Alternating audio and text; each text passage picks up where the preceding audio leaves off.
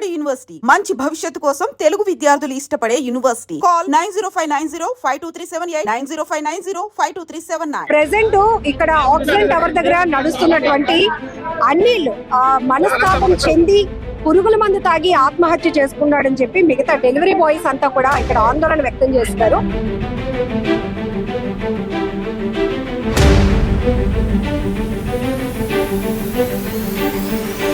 మా కళ్ళ ముందు పిల్లలు కొట్టి చంపేశారండి.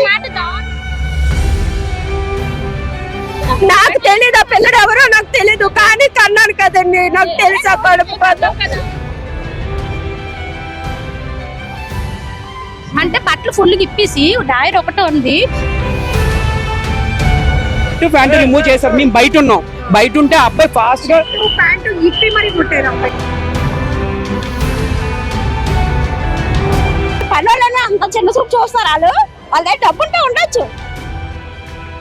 ప్రెసెంట్ ఇక్కడ ఆక్సిజన్ టవర్ దగ్గర నడుస్తున్నటువంటి అనిల్ మనస్తాపం చెంది పురుగుల మందు తాగి ఆత్మహత్య చేసుకున్నాడని చెప్పి మిగతా డెలివరీ బాయ్స్ అంతా కూడా ఇక్కడ ఆందోళన వ్యక్తం చేస్తున్నారు. అయితే ఇక్కడ సెక్యూరిటీ దగ్గర మనకి ఒక పేపర్ కనిపించింది. ఇది ఎప్పుడు రాశారు ఏంటి అంది పోలీసులే నిగ్గు తేల్చాల్సిన అవసరం ఉంది. బట్ డేట్ మాత్రం 21/3/2025 అని ఉంది. నేను అనగా అనిల్ అని నేను డెలివరీ బాయ్ కింద పని చేస్తున్నాను. నేను 2914 ఫ్లాట్ నెంబర్ దగ్గర డెలివరీ ఇవ్వటానికి వచ్చి వాళ్ళ ఇంటి అమ్మాయితో, ఇక్కడ అమ్మాయి అని ఉంది, మేడ్ అని కూడా లేదు. వీళ్ళు చెప్తుంది ఇక్కడ పని మనిషితో సరిగ్గా రిప్లై ఇవ్వలేదు కాబట్టి ఆమె ఓనర్ తో చెప్పింది అని వీళ్ళు త్రూ వాయిస్ చెప్తున్నారు. బట్ ఇక్కడ రిటర్న్ గా వచ్చి వాళ్ళ ఇంటి అమ్మాయితో సరిగ్గా మాట్లాడలేదు. ఆమె వెళ్ళి ఇంటి ఓనర్ కి చెప్పింది. ఆయన గది నుండి బయటకు వచ్చి నీకు సరిగ్గా ట్రైనింగ్ ఇవ్వలేదా అని అడిగారు. ఇక్కడ నేను బయటకు రండి కొట్టుకుందాము అని అస్సలు తెలుగు కూడా అర్థం అవటం లేదు. ఆయన అసలు ఇది అనిల్ రాశాడో లేదో కూడా మనకి తెలియదు. బట్ సెక్యూరిటీ గార్డ్ ని ఈ డెలివరీ బాయ్ నిన్న ఎన్ని గంటలకు ఇక్కడ డెలివరీ ఇవ్వడానికి వచ్చాడు, ఏ ఫ్లాట్ దగ్గరకు వచ్చాడు, ఎవరు అతన్ని చితక్ కొట్టారు, అవమానపరిచారు అని మనం క్వశ్చన్ చేయగా మీడియా అంతా ప్రశ్నించగా ఈ పేపర్ ని అయితే వాళ్ళు ఇచ్చారు. సో ఇది కూడా అతను ఎలా రాశాడో నాకు కూడా అర్థం కావటం లేదు. ఇక్కడ జరిగినప్పుడు ఈ రైట్ హ్యాండ్ రైటింగ్ అయితే ఏ మనిషికి రాదు. ఇది ఒకవేళ ఇక్కడ బేసిక్ నాలెడ్జ్ ఒకటి కావాలి. ఒకవేళ ఇక్కడ మనకి కొన్ని డౌట్స్ రేజ్ అవుతున్నాయి. ఒకవేళ అతను ముందే కొడతారు అని తెలిసి ఇది రాసిచ్చాడా, లేదా కొట్టిన తర్వాత కూడా అతనికి ఇంత రైటింగ్ రాసి అంత ఓపిక కూడా వచ్చిందా? ఇక్కడ ఇది ఒకటి డౌట్ అయితే అందరికి రేజ్ అవుతుంది. మినిమం కామన్ పీపుల్ కి కూడా ఈ డౌట్స్ అన్ని రేజ్ అవుతున్నాయి. ఇక్కడ ఒకసారి తెలుగు మీకు ఏమైనా అర్థమైతే ఇక్కడ నుంచి చెప్పగలరా? అది ఆ ఫ్లాట్ లో రాసినోడిది ఆ కార్డ్కి చదవమను. ఇక్కడ కేసు కూడా పెడతాను అన్నారు. ఇక్కడ నుంచి మళ్ళీ ఇక్కడ కట్ అవుతోంది. ఇక్కడ బయటకు రండి కొట్టుకుందాము అనే సంథింగ్ అని, బయటకు రండి కొట్టుకుందాము అని నేను అన్నాను అని డెలివరీ బాయ్ రాసినట్టు. కేసు కూడా పెడతాను అన్నాను, బెదిరించాను, ఏం మాట్లాడుతున్నావని అడిగి మెట్ల ద్వారా బయటకు గేట్ దగ్గర వచ్చిన సెక్యూరిటీ వెయిట్ ఇక్కడ మనం ముందు లెటర్ మీద ఫోకస్ చేద్దాం. సెక్యూరిటీ నన్ను ఆపారు, గేట్ దగ్గర కూడా తిరగబడ్డాను. సెక్యూరిటీ మేనేజర్ వచ్చి తప్పు అని నన్ను మందలించారు. నేను చేసిన తప్పు అని క్షమాపణలు అడిగాను. ఇంకా ఎప్పుడు ఇలా తప్పుడు చేయనని చెప్పుకున్నాను. ఇట్లు అనిల్ అంట. ఇక్కడేమో 8919. అసలు ఎక్కడ కూడా ఇక్కడ కామన్ పబ్లిక్ చెప్తా ఉన్నారు ఆ అబ్బాయిని తీవ్రంగా కొట్టారు, అవమానపరిచారని. బట్ ఇక్కడ ఎక్కడ కూడా ఓనర్ అతన్ని కొట్టినట్టు గానీ ఏమి రాయలేదు. దానికి తోడు చాలా టెక్నికల్ గా ఉంది, చాలా టెక్నికల్ గా ఉంది. ఇది అంత తెగించినోడైతే అక్కడ కొడతాడు అక్క, బయటికి రా చూసుకోవడం అలా డైలాగ్ చెప్పడు. ఇందులో రావికమతం మండలం నర్సీపట్నం జిల్లా అని ఉంది. ఏమైందో మాకు తెలియదండి. మేము 10 నుంచి 11:12కి బయటకు వస్తున్నాను. నిన్న మధ్యాహ్నం 11:12కి నేను బయట నుంచి వస్తుంటే అబ్బాయిని అక్కడ కొడుతున్నారు. అక్కడ అబ్బాయి ఇలా ముడుచుకుపోతున్నాడు. నేను పట్టించుకోలేదండి. ఎందుకు కొడుతున్నారని పట్టించుకోకపోతే బయటికి వెళ్ళిపోయాక ఒక 15 మంది ఆడవాళ్ళు ఉన్నాం. మొన్నే చిన్న ఇష్యూ జరిగింది కదండి, అప్పుడు తను అన్నది అడుగుదాము, ఆవిడికి అలాగే కాలు ఇరిగిపోయింది కదా, అలా ఎలా మనం ఊరుకుంటాము, ఫ్లాట్ లో వర్క్ వర్క్ చేస్తుంది కదా మేడం, అలా అడుగుదామను. సరే అనేసి మేము వచ్చామండి. సెక్యూరిటీలు ఎందుకమ్మా ఇక్కడ మీరు గొడవ చేస్తారా అన్న. సార్ మేము గొడవ చేయడానికి కానీ మేము హైలైట్ చేయడానికి మేము రాలేదండి, ఎందుకు అబ్బాయిని కొడుతున్నారు అంటే పని మనిషిని అంట ఏదో అన్నాడని అన్నారు. సరేనండి, పని మనిషిని అంటే అనొచ్చేమో, మాకు తెలియదు, మేము వినలేదు కాబట్టి. కానీ సార్ కొట్టకండి సార్, మీరు కంప్లైంట్ ఇచ్చేయండి, మీరు కంప్లైంట్ ఇస్తే పోలీసులు కొడతారు, ఆ పోలీసులే ఏదో చెప్తారు కదా సార్, మీరెందుకండి కొట్టి చెడ్డ అయిపోతారు.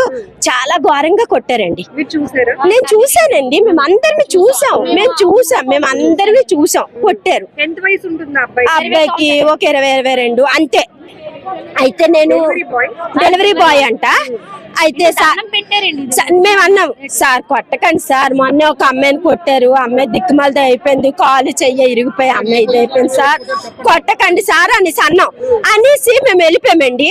తర్వాత వీళ్ళు మాటలు చెప్తున్నా బట్టలు ఇప్పేసి కడ్రైర్తో బయటికి పంపించారటండి.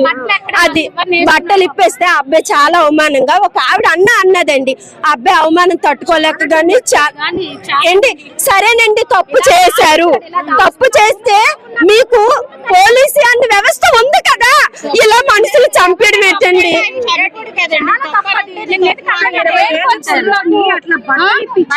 మేడం అలా కాదండి, అందులో ఆ రూమ్ లో తీసుకుని వెళ్ళిపోయారు. ఆ రూమ్ లో తీసుకుని వెళ్ళిపోయి బట్టలు ఇప్తావా ఎప్పవా అనేసి అంటున్నారు. అంటే బట్టలు ఫుల్ ఇప్పేసి డైర్ ఒకటే ఉంది, ఏంటి సార్ వదిలేయండి సార్ వదిలేయండి అని కళ్ళు మూసుకొని మెల్ల దాచుకుంటారు పిల్లలు అందరూ ఉన్నారు కదా అనేసి. అయినా ఆ రూమ్ లోకి వెళ్ళి మరి లోపలికి వెళ్ళి కొట్టారు అతను. అయినా ఆగలేదండి, కర్ర మాటి ఎలా గిరిపింది సార్, ఎలా కొట్టారు. మేము ఫ్యాట్లను చూస్తాం, మేము మీ చొవ్వంటి రక్తము అవి వచ్చేసాయి, మాకే బాధ అనిపించింది అండి. కానీ ఈ రోజు ఏమో బట్టలు ఎక్కడ వేసుకున్నారు అనుకో ఇప్పుకొని అలా బయట చేయడానికి వచ్చే మేము పళ్ళు కోస్తాం, మా పిల్లలు గౌరవంగా కష్టపడుతున్నారు కదండి. ఆ పిల్లలు చచ్చిపోయారంటే నిజంగా అలా జరుగుతుందంటే మేము నిన్న ఇక్కడ నుంచి కదలమండి. మా కళ్ళ ముందు పిల్లల్ని కొట్టి చంపేశారండి.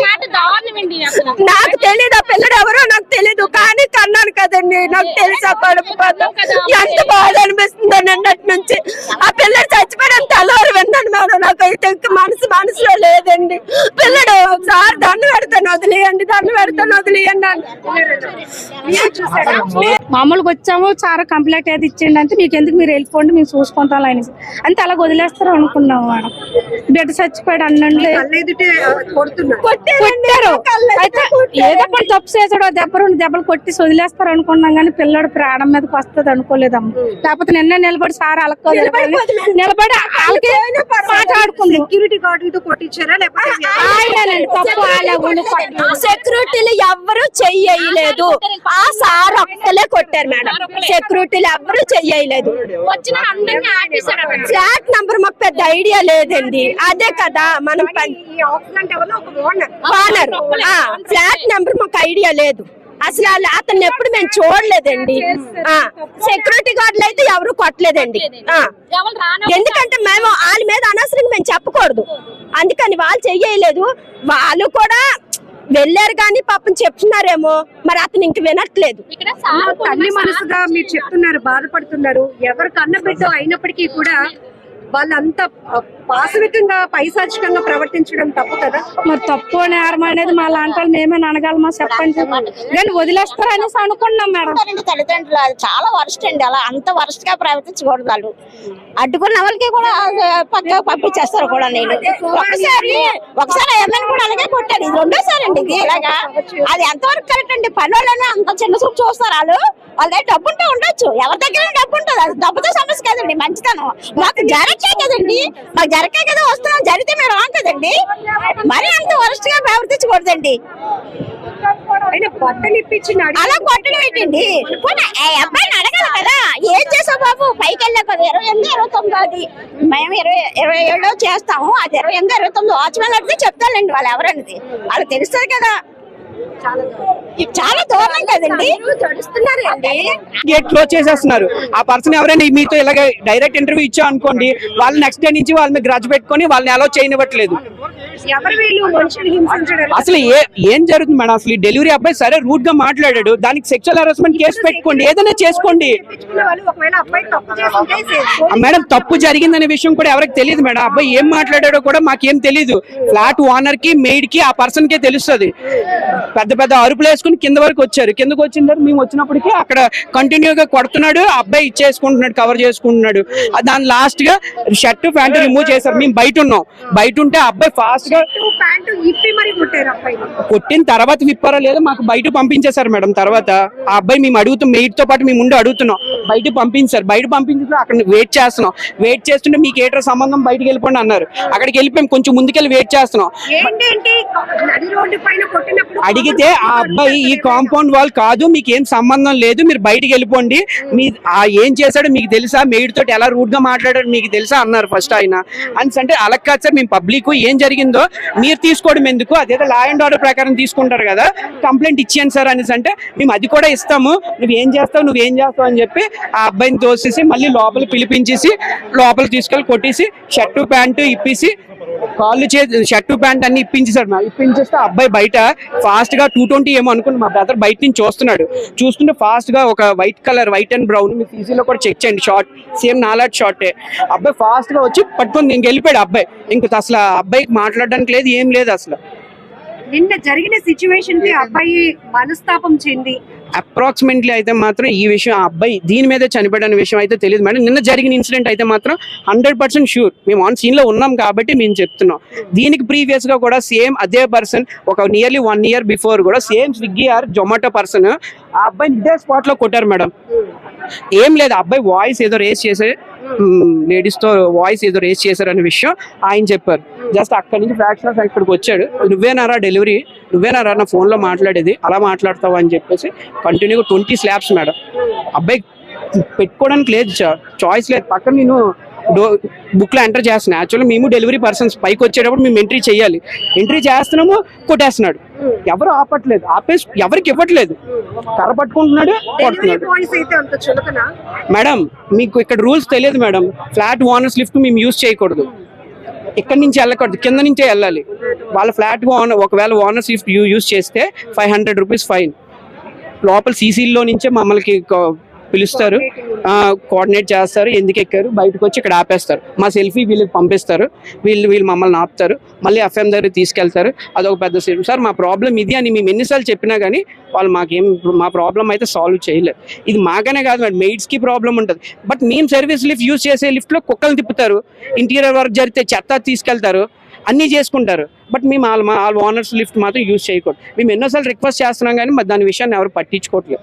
లేదు మీరు కిందకు వచ్చేసి డెలివరీ తీసుకోండి అనేసి అంటే అసలు డెలివరీయే చేయొద్దు, మీరు వెళ్ళిపోండి కావాలంటే అనేసి ఎన్నోసార్లు 2-3 డెలివరీ పర్సన్స్ కూడా పంపించిన రోజులు ఉన్నాయి. అది మేడం, ఇది నిన్న జరిగిన ఇన్సిడెంట్ అయితే ఇది 100%.